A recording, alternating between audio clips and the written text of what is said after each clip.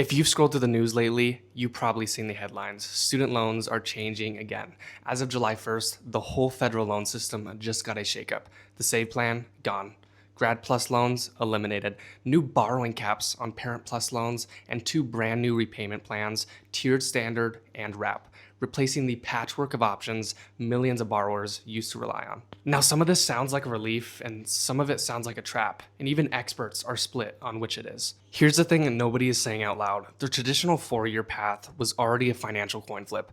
With loan limits tightening, Grad Plus gone, and repayment terms stretching out to 25 years, you could be signing up for 2.5 decades of payments before you even know if the degree pays off. If you don't have the cash sitting in the bank to cover tuition upfront, you're not just borrowing for a degree anymore, you're betting on a system that keeps rewriting its own rules mid-game. Now, I want to be upfront. This path isn't a magic shortcut, and it's not for everyone. If you thrive on a classroom structure, a professor keeping you accountable every week, a schedule that forces you to show up, this is going to feel uncomfortable. There's no one checking on you. There's no lecture hall. There's just you, a login, and a stack of course material. But if you're the kind of person who's ever finished a project early just because you wanted it done, if you can set a goal and actually chip away at it without someone standing over your shoulder, this is where that trait finally pays off financially instead of just being a personality quirk. So here's the question I keep coming back to. Why would you hand over 4 years and $250,000 in potential debt over a system this unstable when there's a path that puts you back in control? No loans, no repayment plan roulette, just you moving at your own pace. Let's break down exactly what that path looks like, starting with the real numbers behind the online acceleration blueprint. Let's talk about how these two models actually make money, because that kind of tells you everything. A traditional university gets paid by the semester. Every extra term you're in is more tuition, more fees, more revenue for them. Your slow and steady pace is literally their business model. Now, here's the alternative. Instead of enrolling directly and paying by the term, you can build your credits through study.com, an alternative credit provider. And then you transfer those credits straight into an online school like WGU. Study.com runs on a subscription model and a flat monthly rate, and you work at your own speed, which means the faster you move, the less you pay. For the first time, your incentive and the platform's incentive are actually pointing in the same direction. Let's picture two students starting the exact same degree on the exact same day. Student 1 enrolls directly into a traditional university, takes the standard course load, and graduates in 4 years, right on schedule.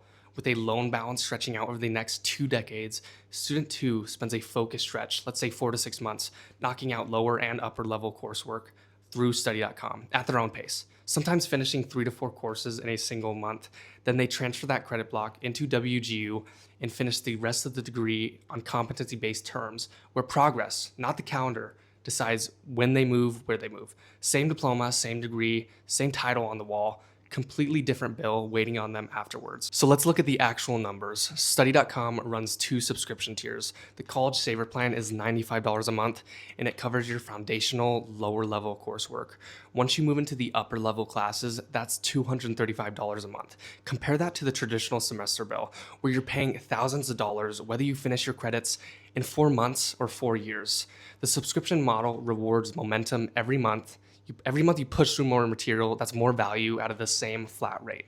It's not about finding a loophole, it's just a completely different incentive structure. Now here's the part people get nervous about. Okay, but will those credits actually transfer? And that's a fair question, because transfer credit horror stories are literally everywhere. But this isn't some sketchy workaround. Study.com courses are ACE and NCCRS recommended, which means major accelerated universities like WGU already have transfer pathways built for them.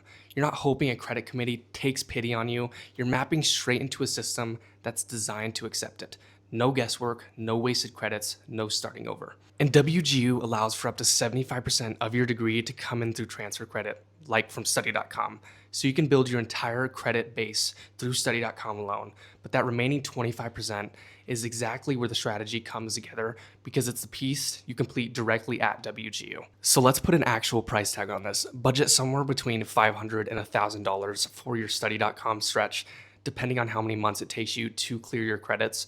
Then add roughly $4,000 to $4,500 for the one term you'll be spending at WGU, the 6-month term, and add that up, and your grand total lands somewhere between $5,500 and $6,000 for the entire degree, not per year, total.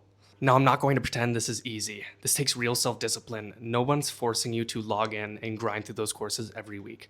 But that discipline is exactly what insulates you from everything we talked about at the top of this video. The shifting policies, the repayment plan roulette, the 25-year loan terms. You're not gambling on a system that keeps rewriting its own rules. You're building your own path on your own terms for a fraction of the cost. As always, comment any questions and subscribe for more.